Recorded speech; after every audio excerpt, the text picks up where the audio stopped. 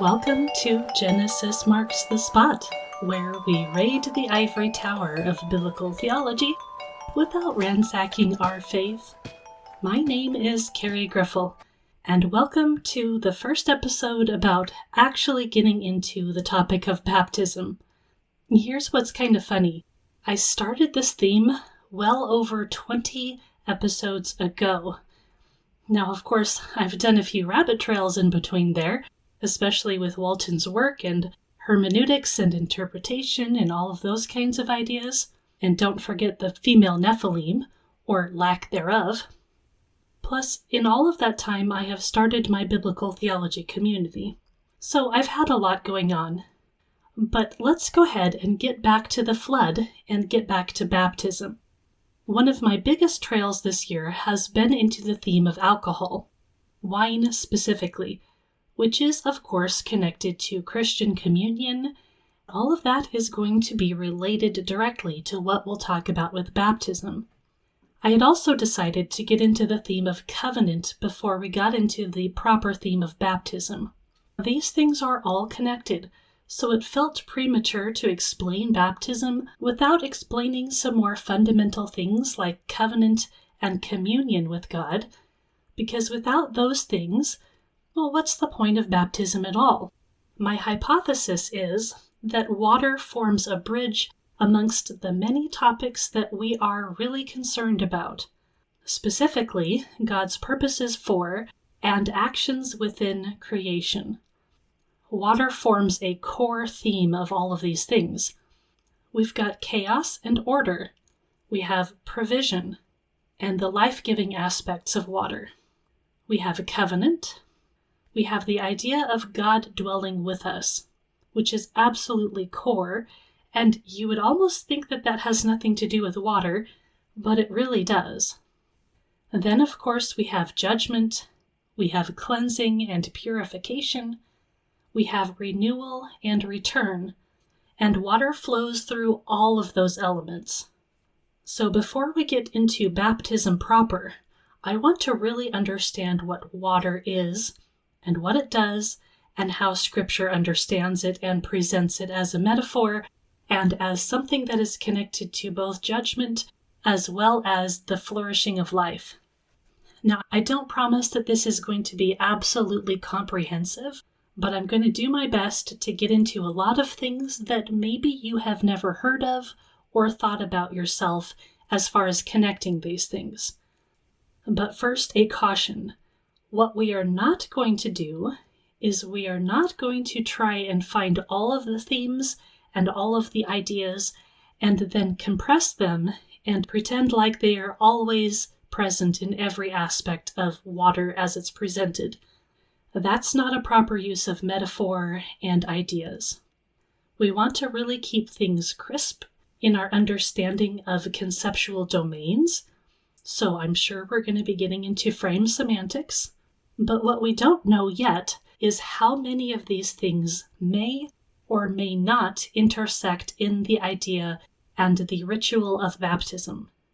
We have some very clear parallels with baptism and creation and the flood and the Exodus. But we really want to ask what those connections are. How do they relate to one another? And what does it mean to be a baptized Christian? What is baptism supposed to be for us? Of course, we'll talk about different traditions and their approaches and ideas about baptism. I'm going to try to situate those in their contextual historical contexts. Why do we think the ways that we do?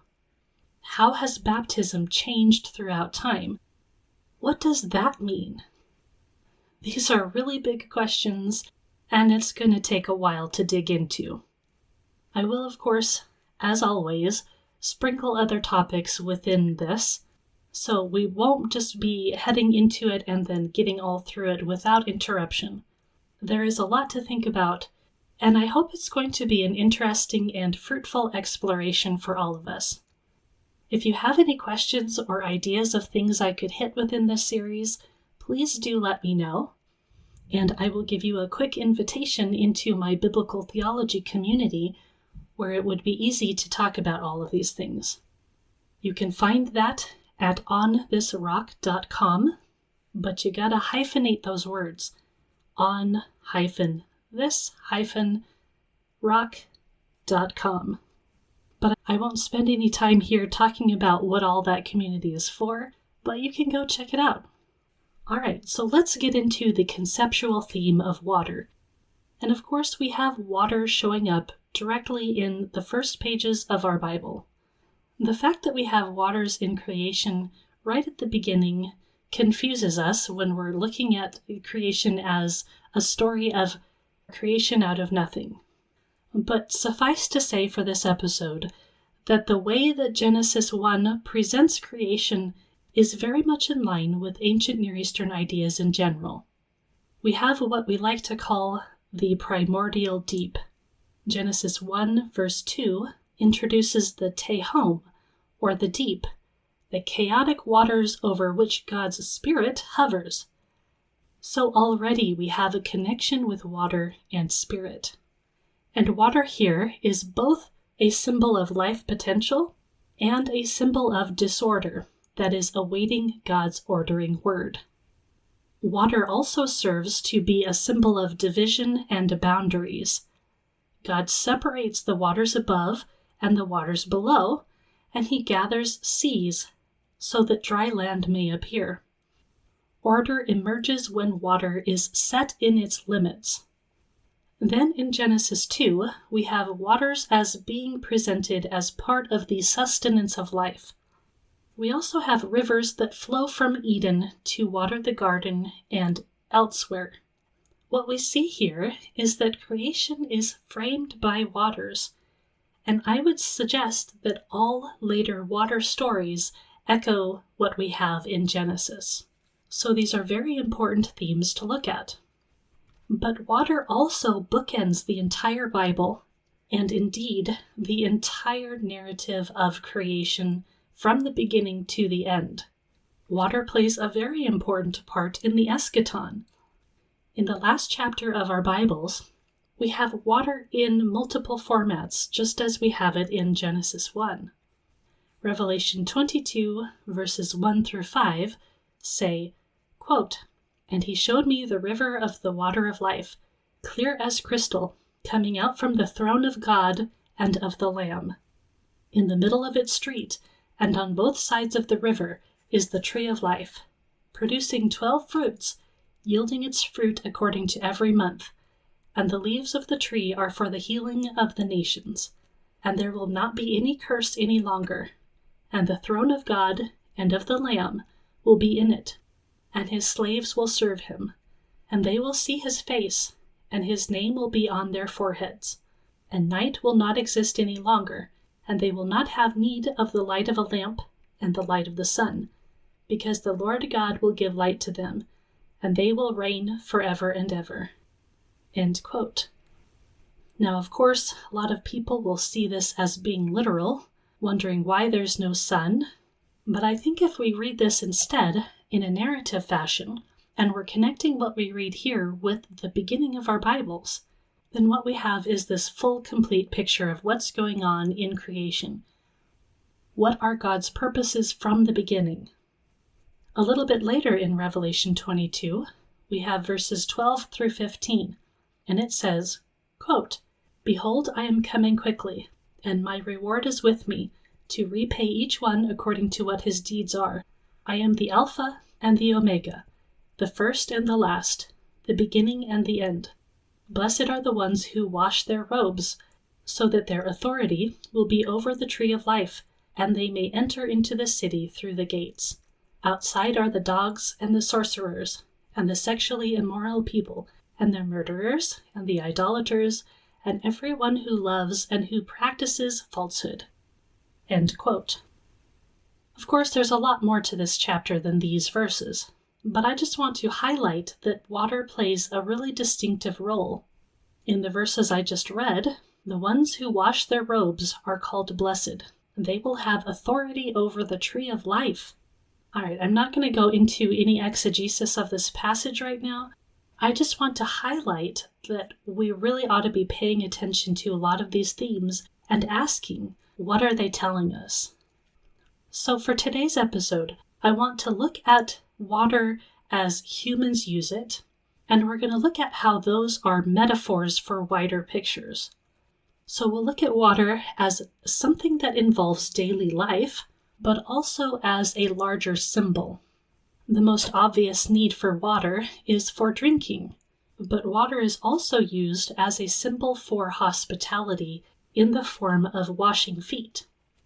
In Genesis 18, verse 4, we have Abraham who offers water for feet washing and food to the three mysterious visitors by the oaks of Mamre. We have combined themes here. Water plus bread is basic hospitality, but those things are also connected deeply to covenant and relationship between people. I think sometimes we tend to leave this idea of hospitality outside of the realm of covenant, but it fits in so perfectly within this ancient framework. What we have going on in Genesis 18 is actually a story of divine visitation, but along with that we have human acts of welcome. And I would suggest this is a basic paradigm. Giving of water is participating in God's purposes and the coming together of the divine and the profane. So talking about drinking water, I could get into the story of Hagar, but we'll put that one to the side for the moment. And let's look at Genesis 24, verses 11 through 20, where we have Rebekah at the well.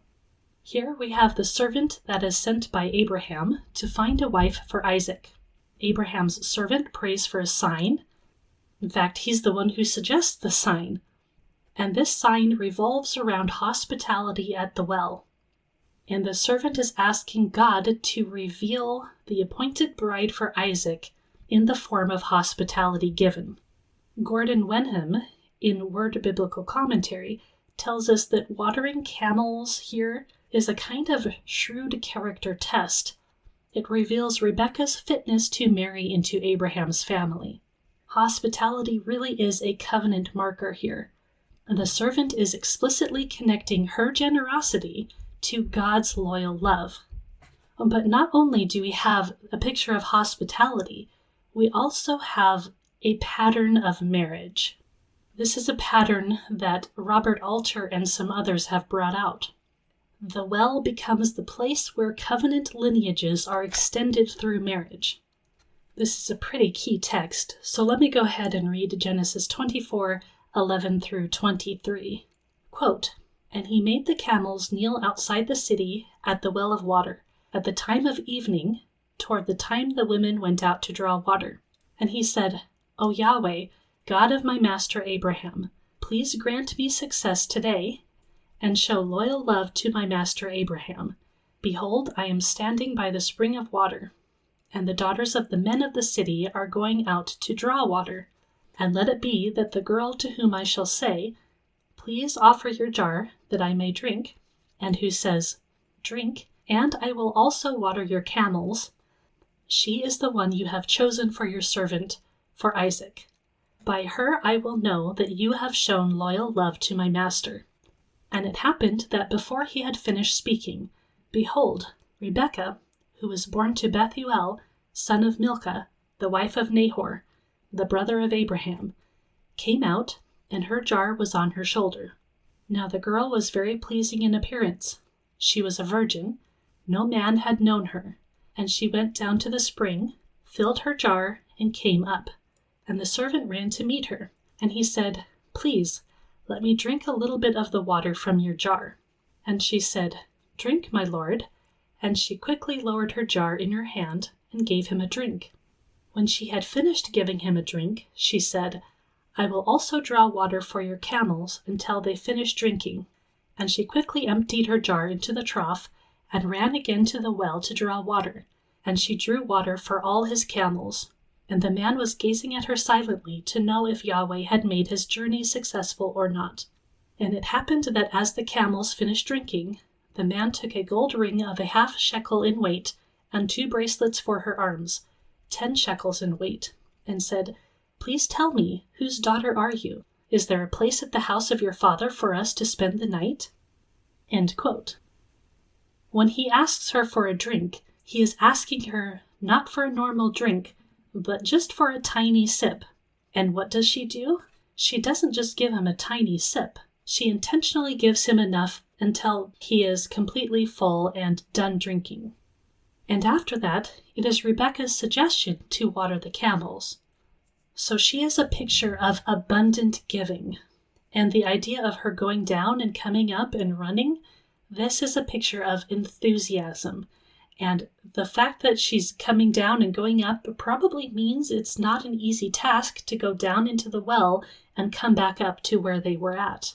And of course, the idea of camels, we have camels drink a lot, right? So this was not a small task. And she was offering it freely. Her actions were a picture of God's loyal love to Abraham. Like I said, Gordon Wenham suggests that this is a test. And the reason for the test is to make sure that she is the one who is truly appointed by God. In response, she is given very handsome gifts for a task that was freely undertaken. And that probably told her that the servant was coming from a very generous patron, and that would help those later negotiations for marriage as well. And it's interesting because Wenham also suggests there's kind of a tit for tat here. The servant asks her for a small bit, she gives abundantly, then he gives abundantly, and with each giving, they're kind of putting each other in debt. Because when you do somebody a favor, then that favor ought to be repaid. And that is just the picture of hospitality that we have here. But again, it is a wider picture than just hospitality. It is very much a picture of marriage and covenant. Let's move into the New Testament. Many scholars have found parallels between the story of John 4 and the Samaritan woman at the well, and these stories of women and wells and water in the Old Testament that are connected to marriage. Let's read John 4, 17 through 16. It says, quote, "A woman of Samaria came to draw water. Jesus said to her, 'Give me water to drink.' For his disciples had gone away into the town so that they could buy food. So the Samaritan woman said to him, 'How do you, being a Jew, ask for me water to drink, since I am a Samaritan woman?' For Jews have no dealings with Samaritans." Jesus answered and said to her, "If you had known the gift of God and who it is who says to you, 'Give me water to drink,' you would have asked him, and he would have given you living water." The woman said to him, "Sir, you have no bucket, and the well is deep. From where then do you get this living water? You are not greater than our father Jacob, are you? Who gave us the well, and drank from it himself, and his sons and his livestock." Jesus answered and said to her, "Everyone who drinks of this water will be thirsty again, but whoever drinks of this water which I will give to him will never be thirsty for eternity. But the water which I will give to him will become in him a well of water springing up to eternal life." The woman said to him, "Sir, give me this water, so that I will not be thirsty, or come here to draw water." He said to her, "Go, call your husband, and come here." End quote. Of course, we could continue reading about her conversation with him and how she has multiple husbands and all of these ideas, right? But what are the parallels that we have between this story and the story in Genesis 24? Initially, we're not thinking of marriage as a theme here. Even the parallels in the Old Testament with women and wells and marriage is that the woman is unmarried and she is going to be married. Here in John 4, the woman is already married. In fact, she's married several times. And of course, she's not literally going to marry Jesus or even one of his disciples. But we do have Jesus as being described literally as the bridegroom. So this isn't a picture of literal marriage between the woman of Samaria and Jesus, but there is definitely the undertone of marriage and faithfulness here. In addition to the context of Genesis and other stories in the Old Testament, what we have being pulled up is the story of the exile and what happened with the exile and how the people of the Old Testament were unfaithful to God. That is presented over and over as an analogy of marriage and adultery. Some people will come into the story and think that he's blaming her for what's going on. But really, I think this is more a story of grace extended, and this idea that, yes, even though my people have been unfaithful to me and have married many times, I will still take them in, and I will still care for them, and I will still provide this living water to them, which is a picture of life with Christ and the abundance of God's provision and forgiveness. And all of that wrapped up in this simple story and related to water, to hospitality, to marriage and covenant, and all of these ideas. You see, this is why I love narrative stories as opposed to just looking at things in a strict doctrinal fashion. And I don't know as though you'd even be able to encompass what this story is telling in general, because this small story, and many others in the New Testament, are little pictures of the coming together of this vast stream of history, and God's working with his people in different ways. So when we just boil it down into doctrine and chronological ideas of first you have to confess, and then you have to be baptized, and then you're given the Spirit, or whatever order you want to put those in, if we're doing that, we're kind of missing this whole complete matrix of things that we are given in narrative fashion. I've seen a lot of really bad takes when we talk about this story here, or Genesis 24 and marriage.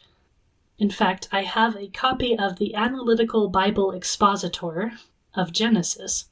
This is by John G. Butler, and this is what he says of Genesis 24:11. He calls it a dependability requirement.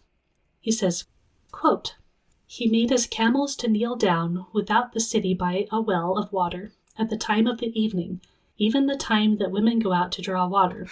The servant would choose a girl who came to the well. The girls who would come to the well at evening would be dependable girls. You could count on such girls to do their duty when it was to be done. If a marriage is going to be successful, it must have a lot of dependability in it. If couples are not faithful before marriage, they will not be faithful after marriage." End quote. I mean, yes, when we're in relationship to one another, we should be dependable, and we should be faithful to one another. But if we're boiling it down to, he is trying to find a girl who is going to be a really good servant wife at home, we are missing so much here. We are missing the broader picture of not just our relationship to each other, but our relationship to God. And all of that reflects each other. So don't get me wrong, it's not like there's no point to be made here, but I'm sorry, it just sounds like he's saying that the servant's main concern is to find a woman who is going to be able to do her proper womanly duty in the household. As important as it is that we fulfill the roles that we have in life, whatever those are, I just think we're missing a whole lot here. We have the story of Jacob and Rachel as well in Genesis 29. Let me go ahead and lay out the 5 elements in this type scene that Robert Alter has identified as the betrothal at the well. Number 1, we have a man who journeys. Number 2, he meets a maiden at a well. Number 3, water is drawn. Number 4, the woman runs home with the news. And number 5, a betrothal follows. We have this in Genesis 24. We have it in Genesis 29. We have it with Moses and Zipporah in Exodus 2. And so it seems like wells are covenantal turning points where marriages secure the promise. In addition, we have other places in Scripture that connect marriage and water. Proverbs 5, verses 15 through 18 say, quote, "Drink water from your own cistern, and flowing waters from inside your own well. Shall your springs be scattered outward in the streets? Shall there be streams of water? May they be yours alone, and not for strangers who are with you. May your fountain be blessed, and rejoice in the wife of your youth." End quote. That's a picture of covenantal, faithful marriage. Song of Solomon uses the image of a well of living water and flowing streams from Lebanon and a garden fountain. So spouses are compared to wells and fountains, and the picture is of hospitality, intimacy, and, sure, dependability. This is a picture of covenantal union. That's why we have marriage as a picture in general of God with his people. Now let's see how many of these points line up with the story in John 4. Number 1, the future bridegroom, or his proxy, takes a trip. Check. We've got that in John 4. Point 2. By a well, he meets a woman described as a maiden or as someone's daughter. Well, we kind of have that there. The Samaritan woman at the well is not described as a maiden or someone's daughter. She's described as already married. But again, there's a reason for that, and it's pointing to the exile and unfaithfulness of Israel. Robert Alter's third point is that water is drawn from the well, and we don't actually have that in the story in John 4. We don't have the woman who is drawing water. Rather, we have the tit-for-tat exchange that we see kind of in Genesis 24, but it's different. I think in the story of John 4, it is Jesus who is drawing the water. He is offering her living water. So I think we can check that point off, even though it's a little bit different. Number 4, the woman hastens home to announce the man's coming. We certainly have that in the story. Point number 5, a betrothal ensues. Do we have that? Well, I would say that we do, because Jesus is the ultimate example of the bridegroom. It's just not the usual picture of him marrying the actual woman there. So, in other words, I think we have enough points to make the connection very firmly. The points that do not align are there because they make a very distinctive point. The lack of faithfulness, and Jesus, who is the one who is drawing water, is the ultimate picture of forgiveness and provision, even in spite of things that go wrong. This is God's covenantal faithfulness. Now let's ask the question, what might this have to do with covenant and baptism? Well, of course, marriage is a type of covenant. And again, while the Samaritan woman does not herself become a bride, she becomes a messenger whose story defines covenant identity. Being a Samaritan, she would, of course, remind people of the entire narrative of the exile. And in particular, you can go read 2 Kings 17, the story of the northern exile, and all of the things that have happened from then forward. So the Samaritan woman's multiple husbands are a type that points towards spiritual union of God and the church, even in spite of all of the unfaithfulness and all of the things that have gone before. What is the connection here with the baptism? I mean, we have the drawing of water, sure. We have provision and giving of life in that.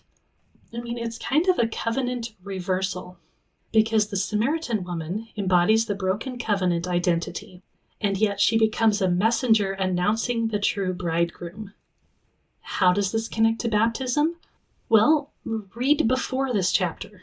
John 3, we have the story of Nicodemus, born of water and the Spirit. John 3:29 explicitly mentions the one who has the bride is the bridegroom. And so the well scene is framed between baptism and bridegroom language. John 3 is very strongly calling back to the Exodus and signaling that water is an entry into covenant union with Christ. So before the story of the Samaritan woman in John 4, 1-6, we have, quote, "Now when Jesus knew that the Pharisees had heard that Jesus was making and baptizing more disciples than John, although Jesus himself was not baptizing, but his disciples, he left Judea and departed again for Galilee. And it was necessary for him to go through Samaria. Now he came to a town of Samaria called Sychar, near the piece of land that Jacob had given to his son Joseph. And Jacob's well was there. So Jesus, because he had become tired from the journey, simply sat down at the well. It was about the 6th hour. End quote. So why did Jesus even come to this well? He came because people were complaining about the fact that he was baptizing so much. At the most basic level, water offered to a guest is hospitality.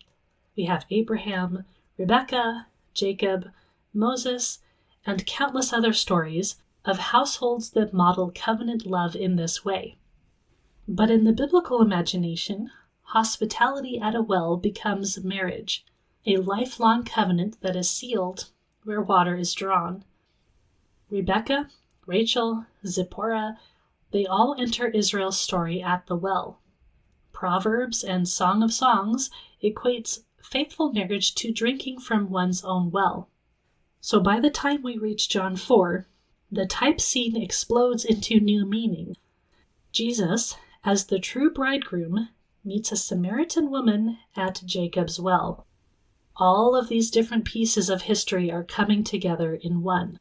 Instead of individually betrothing her, he offers living water, the gift of the Spirit, the sign of new covenant life, and her broken marriages recall Israel's covenant unfaithfulness, yet she becomes an evangelist, testifying that the Messiah has come. So, in other words, the hospitality of water at a well becomes a covenantal sign of marriage, and in Christ, that marriage is fulfilled in the union of God and his people. The Son of Man arrives as the bridegroom, offering living water that becomes baptismal participation in eternal covenant. All right, so how much the metaphor and imagery of water in all of these individual types of pictures, how much of that do we bring into the idea of baptism? In the idea of hospitality and marriage, there's a lot there.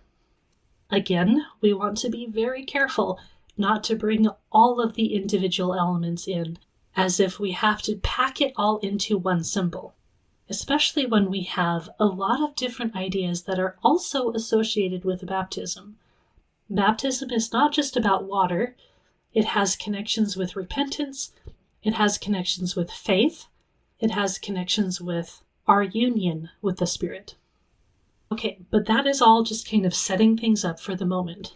Let's move on to another idea, another image of water. This one is very different from the last one.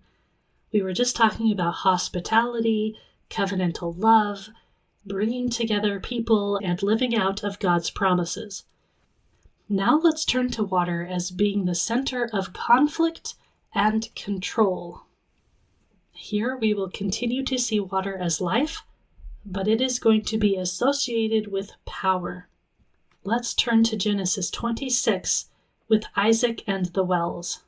Here in this part of the story, Isaac is reopening Abraham's wells that had been filled in by the Philistines after Abraham's death. Isaac renames them with their original names, and his servants then have to dig new wells. But each one of them is contested until one remains uncontested. And all of the names of the wells here are going to play a big part in the story. Genesis 26, 12 through 22 says, quote, "And Isaac sowed in that land, and reaped in that same year 100-fold. And Yahweh blessed him. And the man became wealthier and wealthier until he was exceedingly wealthy. And he possessed sheep and cattle and many servants, so that the Philistines envied him. And the Philistines stopped up all the wells that the servants of his father had dug in the days of Abraham his father. They filled them with earth. And Abimelech said to Isaac, 'Go away from us, for you have become much too powerful for us.' So Isaac departed from there, and camped in the valley of Gerar, and settled there. And Isaac dug again the wells of water which they had dug in the days of his father Abraham, which the Philistines had stopped up after the death of Abraham. And he gave to them the same names which his father had given them. And when the servants of Isaac dug in the valley, they found a well of fresh water there. Then the herdsmen of Gerar quarreled with the herdsmen of Isaac, saying, 'The water is ours.' And he called the name of the well Esek, because they contended with him. And they dug another well, and they quarreled over it also, and he called its name Sitnah. Then he moved from there and dug another well, and they did not quarrel over it. And he called its name Rehoboth, and he said, Now Yahweh has made room for us, and we shall be fruitful in the land. End quote. All right, so when we're looking at this story, what we see are key themes of legacy and rights. Isaac's act of reopening the wells represents reclaiming covenantal inheritance, and renaming the wells asserts continuity with Abraham's legacy and God's promise. But there's conflict here. This is not an unusual story to have conflict over resources, especially water. He names the wells Esek, contention, and Sitnah, which is enmity, and this reflects how the life-giving resources can still provoke disputes. But we also have a picture of divine provision and peace. The third well, Rehoboth, which means broad places, symbolizes divine protection, enabling flourishing without conflict. I think we can all understand that in the ancient Near East, wells would be precious survival necessities and would obviously be fiercely contested. But Isaac's persistence, his faith, and his covenantal hope is what secures access to life-giving water rather than sheer monumental force. Let's look at another story in 2 Chronicles 32. Here in this chapter, we have King Hezekiah, who is facing a Syrian threat. He gathers his officials to stop the external springs, and he diverts Gihon's spring water into the city via a tunnel or a conduit, and he secures the city's water under siege. Now let me give you a broader picture of this story. In chapters 29 to 31 of 2 Chronicles, we have the story of Hezekiah's reforms. After the reign of Ahaz, who was one of Judah's most unfaithful kings, his son Hezekiah comes to the throne, and he immediately sets about reform. He reopens and cleanses the temple, he restores proper worship, and he reinstitutes the Passover. He extends the invitation beyond Judah to the remnants of Israel, showing concern over covenant unity. Chapter 31 emphasizes his organization of priests and Levites and his faithfulness in reestablishing tithes and temple service. Judah becomes spiritually renewed, and Hezekiah is portrayed as a king who seeks God wholeheartedly. So then we get to chapter 32, and Hezekiah has laid the groundwork. Judah's restored in worship, but now its faith will be tested in crisis. So we have Assyria, and Assyria invades Judah. Hezekiah's response is to strengthen Jerusalem's defenses, and he stops up the water outside the city, but diverts it. He rebuilds walls, he prepares weapons, he appoints military leaders, and he rallies the people with a speech, telling them to be strong and courageous, telling them that the Lord our God is with us and will fight our battles. Of course, the Assyrian envoy launches a propaganda campaign, and they start taunting the people. They claim that Hezekiah is misleading them by trusting in God, and that no other gods have ever saved their nations from Assyria. Their goal here is to undermine Judah's confidence in God and Hezekiah. What actually delivers the people is that Hezekiah and the prophet Isaiah pray and cry out to heaven. In response to their prayer, the Lord sends an angel who destroys Assyria's warriors and officials. The Assyrians retreat in disgrace, and Sennacherib, their king, is later assassinated by his own sons. Now, of course, in response, Hezekiah gets a little bit prideful, and he falls sick, but he prays to God and he's healed. It's actually a really interesting story all around. So let's look at the themes here. Before the crisis, faithful reform and covenant renewal are crucial to what's going on. During the crisis, we have the invasion, and we do have human preparation, we have fortifications, and we have a concern about diverting water. All of that is paired with faith in God. The resolution is that God's deliverance comes through prayer and not military might. But quite likely, this image of diverting the water is part of the picture here. It seems like there's a real contrast between the provision of water coming into the city and the preparation of military might.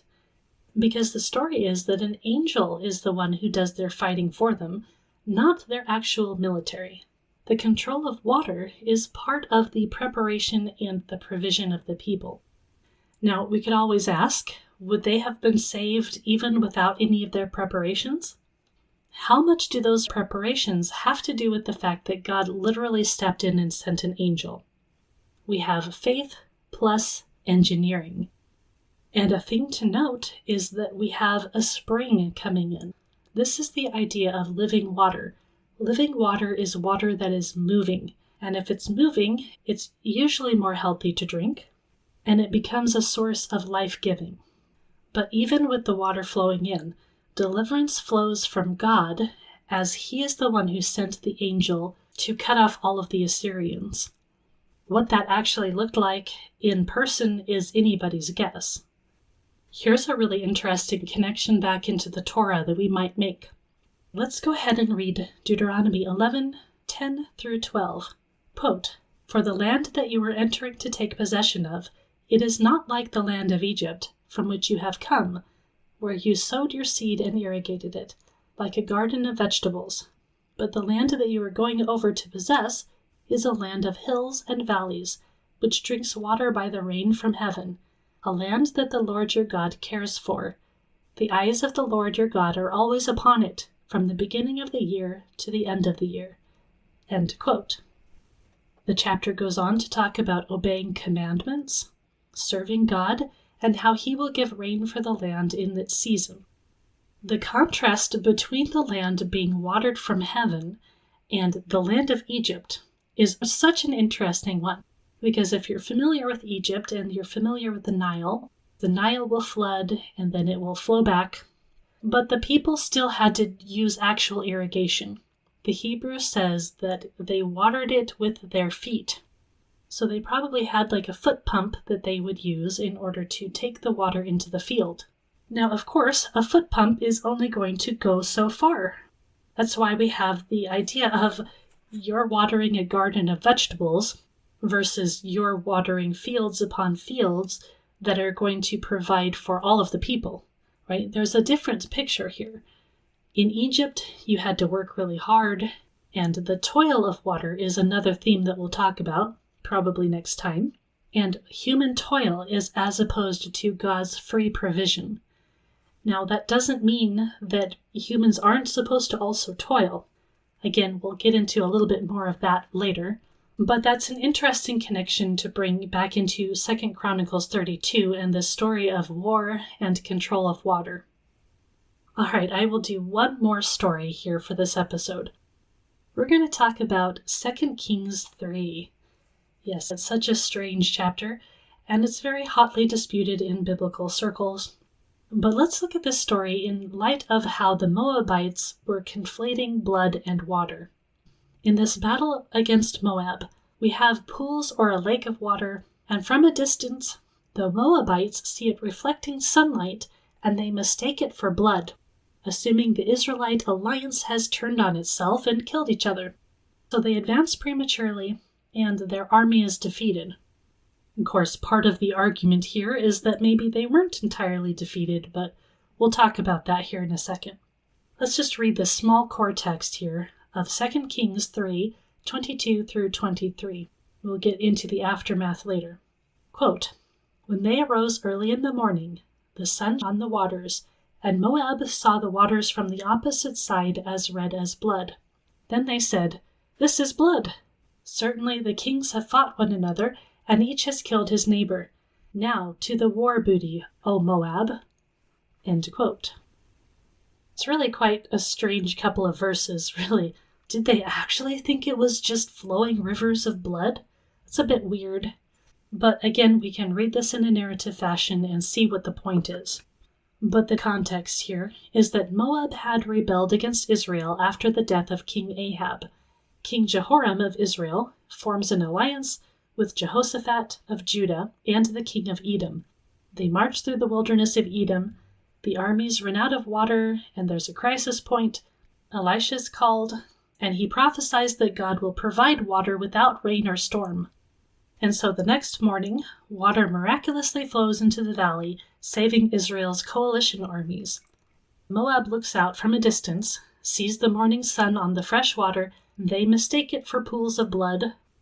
Interesting key theme is deception of the enemy.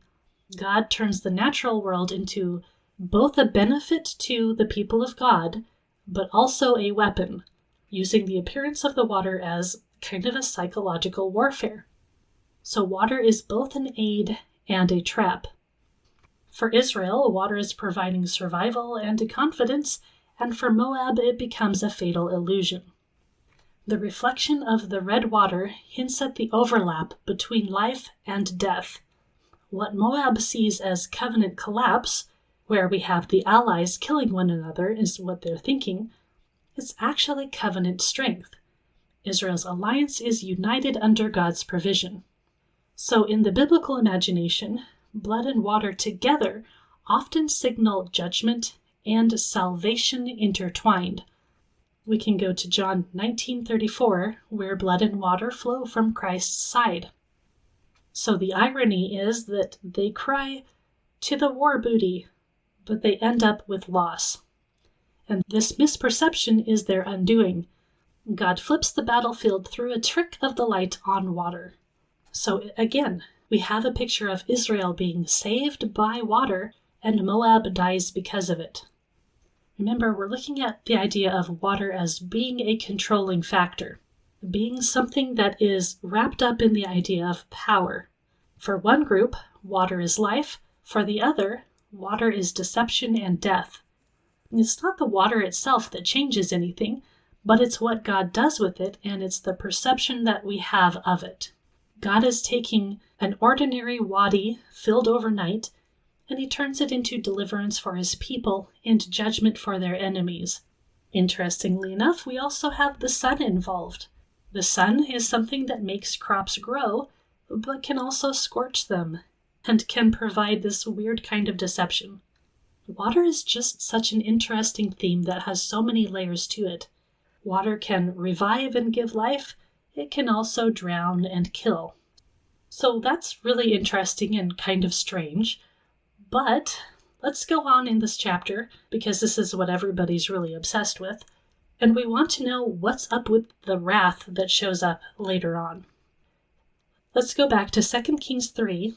We're going to read verses 24 to 27, and we're going to ask, who really won here? Did Israel truly win, or were they defeated? Quote, "But when they came to the camp of Israel, Israel stood up and killed Moab, so that they fled from before them. They came at her and defeated Moab. The cities they tore down. On every good tract of land they threw stones until it was filled up. Every spring of water they stopped up, and every good tree they felled. They let the stone walls at Kir-Hareseth remain, but the slingers surrounded and attacked it. When the king of Moab saw the battle was too heavy for him, he took with him 700 men who drew the sword to break through to the king of Edom, but they were not able. He took his firstborn son, who was to become king in his place, and offered him as a burnt offering on the wall. Great wrath came upon Israel, and they withdrew from him and returned to the land." End quote. So this is a very, again, strange twist to an already strange story. So the Moabites came, Israel defeated them, and Israel came and tore their cities down. And then on all of the good tracts of land they threw stones so that the land could not be farmed. They stopped up the springs of water. They chopped down all of the good trees, but they left the stone walls of one place remain. And so that was a place where the Moabites basically went back to, and the king of Moab sacrificed his son on the wall as a burnt offering. And then the text says that great wrath came upon Israel. and they withdrew and returned to the land after this incident.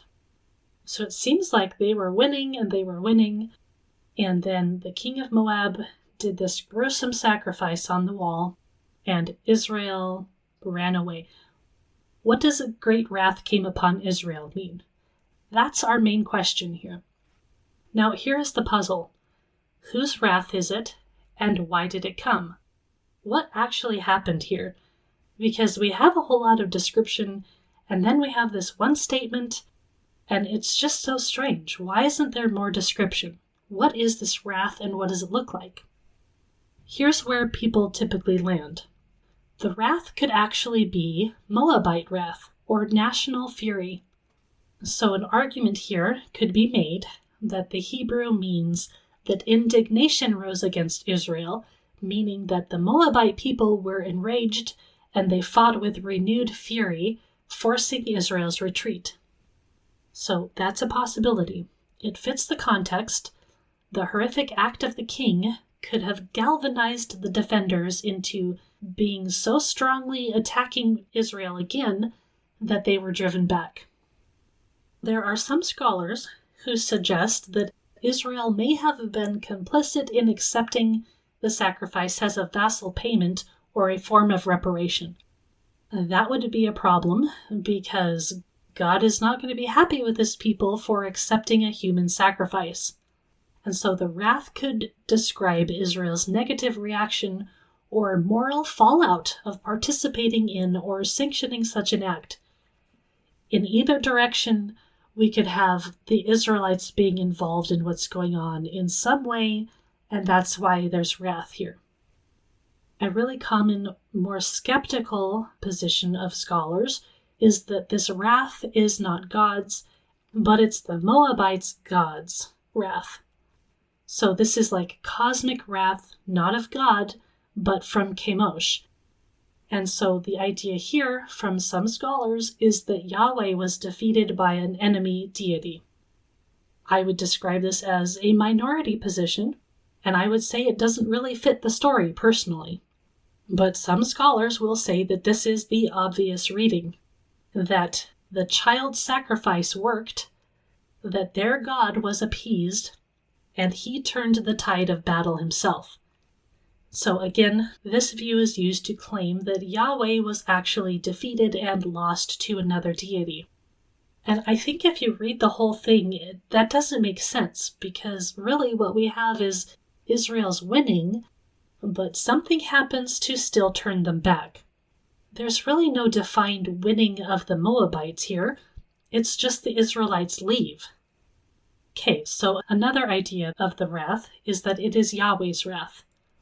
Is this God himself expressing anger at Israel's brutality or his divine displeasure at the child sacrifice in general? So this would frame the wrath as God stepping in to halt further devastation. Now, some claim that the Hebrew word here for wrath almost always refers to Yahweh in the Old Testament, and so the narrator is intending divine anger from Israel's own God. So a possible reason here is that Israel failed to carry out Elisha's prophecy fully because they left the walls of one place standing, and their leaving the walls standing is what enabled the sacrifice to happen. So because they were complicit in enabling the sacrifice to happen because they didn't tear down the walls, then Israel's disobedience to Elisha provoked Yahweh's anger. In the end, there is no consensus to the interpretation here. Everybody pretty much acknowledges that it's really frustrating and controversial. The claims that Chemosh or the other god won are definitely overstated. The text simply is not clear enough to state anything like that. I do think that the idea that Israel didn't actually fulfill Elisha's prophecy is a really strong contender to our interpretation here. Because they left the wall intact, the Moabite king was able to use it as a high place to sacrifice on. So the wrath is Yahweh's anger at Israel for failing to obey fully, allowing the child sacrifice to occur. And so they retreat under Yahweh's displeasure, not because a foreign god overpowered them. Regardless of whose wrath it is, the narrative underscores a pattern that we can see in water stories about control and power. God provides water, which is life for his people, sometimes death for the enemy. But the enemy will still respond with violence, and this can shift the momentum. I would say that in a lot of these stories, wrath is not always clean-cut. It's chaotic, it's disturbing, and I think it's meant to be disturbing. It's almost like all of these stories want us to feel the unresolved tension of holy war. We're going to be getting into more about wrath and water, no doubt. But there's the twin sides of God's mercy and God's judgment. That's very crucial to see. And even when God provides mercy, that does not mean that wrath just disappears. So water can save, but blood can still be shed. And the line between salvation and judgment, or mercy and punishment, is really thin. In fact, it seems like there are two sides of the coin. And so this is going to anticipate a bigger biblical pattern where water events often combine life and wrath. We'll see it in the flood, where Noah is saved and the world is judged. We'll see it in the Red Sea, where Israel is delivered and Egypt is destroyed. We'll see it in the story of the Jordan, where Israel enters life and the Canaanites are displaced. The Moab story really forces us to admit that things are very complicated. We're going to be looking more into ideas of blood and water being mixed together. But one of the things I will point out here is that control of water is control of life. Isaac gains life-giving wells by claiming ancestral covenantal rights and trusting God's provision. Hezekiah preserves life under siege by securing and managing the city's water supply. He provides a faithful leadership that safeguards covenant identity, but God is still the one who's acting here in the end. And the Moabite mistake shows that water can be weaponized or misperceived, turning the medium of life into judgment. So water is consistently portrayed not just as a necessity, but as a locus of power, whether that is in continuity of promise and provision and hospitality, physical survival, or it is an aspect of divine strategy. Water can be offered in hospitality at a well, and that can symbolize and signify covenantal marriage. But on the other side of things, it can be a political instrument where control over the water means control over life. That can also preserve covenant lineage. It can defend Jerusalem, and it can unleash divine judgment. We will see all of that flowing into the coming of the Son of Man as the true bridegroom and the sovereign who controls the life-giving water. He is the one in whom all control of life, both covenant intimacy and cosmic order, is ultimately realized. Thus, from hospitality and marriage to strategic control, the biblical water story flows toward fulfillment in the Son of Man, who brings living water, establishes the new covenant, and reigns over every domain of life. We will be continuing to explore the theme of water, and ultimately, hopefully all of this will end in our better understanding these ideas for our covenantal life in Christ. We have a long ways to go still to get to that point, and hopefully along the way we can better understand each other in Christian life, because it's certain that different Christian traditions are approaching these things in vastly different ways. The question is there somebody who's right versus everybody else is wrong? Or is it more complicated than that? My guess is going to be that it's going to be more complicated than that. But I welcome you into that complication. And I actually think the complication can help further and deepen our life. It gets a little bit scary because we want really firm, really solid answers, right? We just want one thing to be true, but in reality, most of the time, multiple things are true at the same time. So let's go ahead and dig into that together. I am pretty excited about seeing what we can find out here, and I hope you are too. But at any rate, I will go ahead and wrap up for today.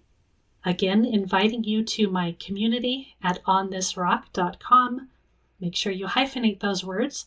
I will leave a link in the show notes. And if you guys want to contact me for questions in this episode or this series in general, you can find me at On This Rock. You can find me on Facebook. You can also ask me questions directly through my website at genesismarksthespot.com, where there is a form that you can send in. You can email directly to me. You can also sign up for my newsletter there. And in my newsletter, I provide updates about the podcast, updates about my biblical theology community, and I've started a new little corner where I'm giving some resources and new interesting things that are going on, whether that's book releases or new courses that I think you'll be interested in. So sign up for my newsletter, join my biblical theology community, come and ask me questions about baptism, because I probably am not going to think of everything to talk about in this series. So if you think of something, let me know. At any rate, I want to thank all of you who have joined my community and who support me financially. You guys are such an incredible blessing, and I just want to give you a big shout out and say thank you. At any rate, that is it for this week. I wish you all a blessed week, and we